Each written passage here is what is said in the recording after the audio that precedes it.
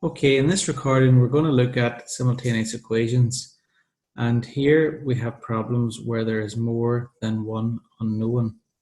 For example, 2xy plus 3y equals 11. So here there is more than one unknown. And to solve, we need another equation to find the values of x and y.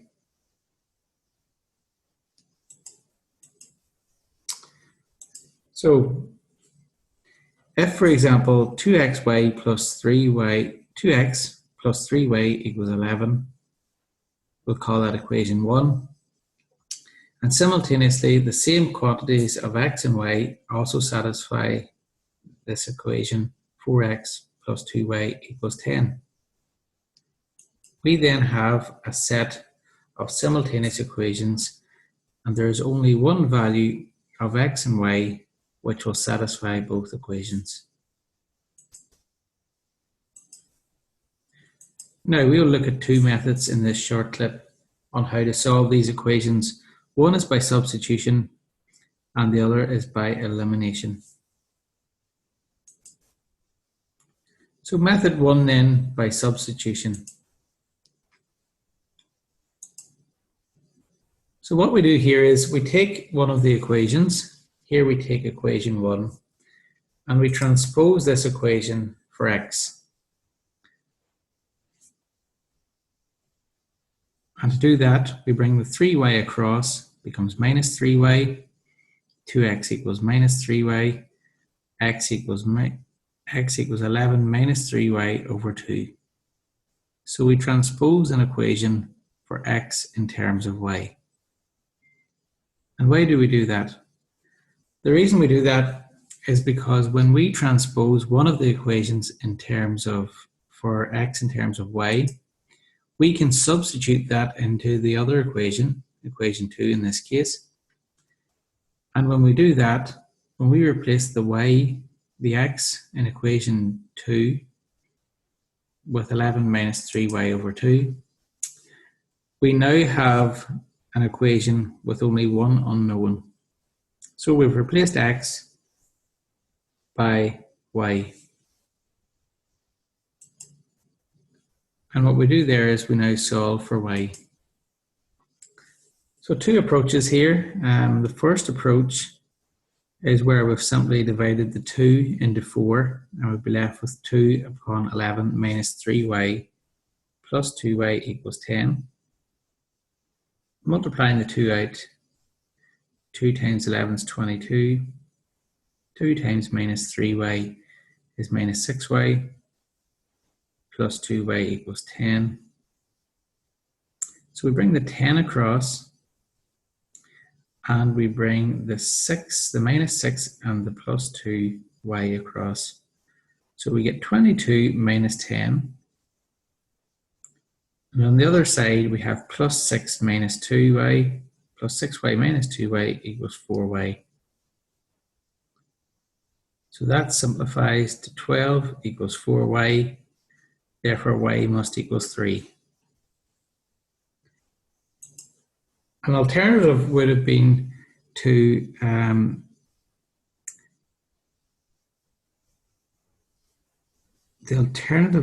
would have been to multiply across by 2. So we multiply everything by 2 right across, and we cancel out this 2 on this side here. So we get rid of that 2 by multiplying by 2, which cancels. That means we also multiply the 2y by 2, and we get 4y, and 10 by 2, and we get 20. Same idea again. We multiply the 4 this time on. Numbers are a bit bigger this time, but it'll all work out in the end. So 4 times 11 is 44. 4 times minus 3 is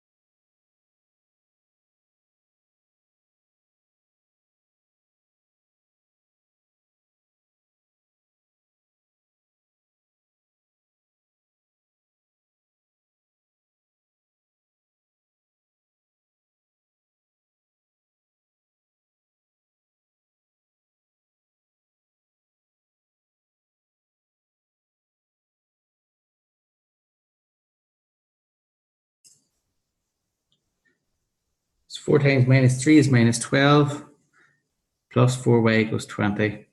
44 minus 20 equals 8y. 24 equals 8y. We divide 24 by 8 and we get 3. So what we do then is we substitute this value of y equals 3. We substitute that into equation 1 or 2.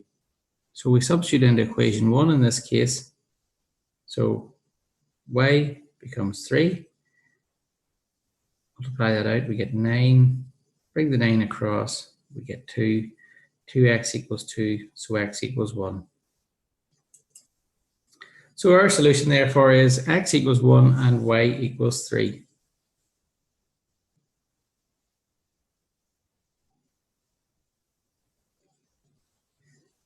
The other method for this type of problem is elimination.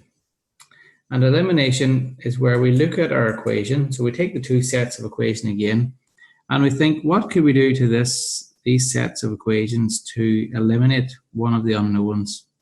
So is there anything we can multiply equation 1 by, or divide equation 1 by, or multiply equation 2 by, or indeed multiply both equations by? Is there any number that we can multiply across, for example, to make either x and y the same? In this case, the easiest route would appear to be multiplying equation 1 by 2. That gives us 4x here, which we can then cancel out with the 4x below. So we'll do that. Multiply across by 2, and we then end up with 4x plus 6y equals 22. So x is now the same in both equation 2 and equation 3. So we will subtract equation 2 from 3.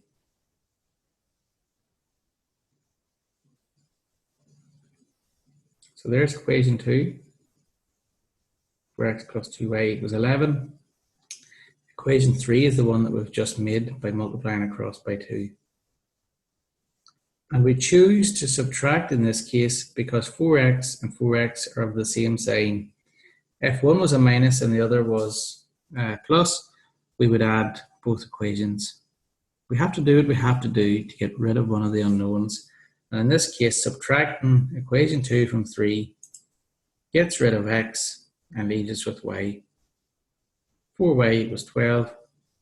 Y equals 12 divided by 4 equals 3.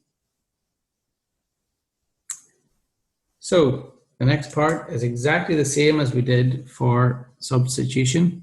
Once we get one unknown, we substitute it into one of our equations and we find the other. So substituting into equation 1 again, we're able to work out as before x equal to 1. So the second method, which we've just covered there on elimination, is often considered easier, but sometimes the choice will be yours. If you're asked to use the elimination method, please use it. If you're asked to use substitution, then you should use that method. If you're not given the option, you can choose either approach. But that is the technique for solving a simultaneous equation with two unknowns. And remember, you can always check at the end by substituting your x equals 1 and y equals 3 back into these equations. So check, does it add up? 2 times 1 is 2, plus 3 times 3, which is 9. 2 plus 9 equals 11.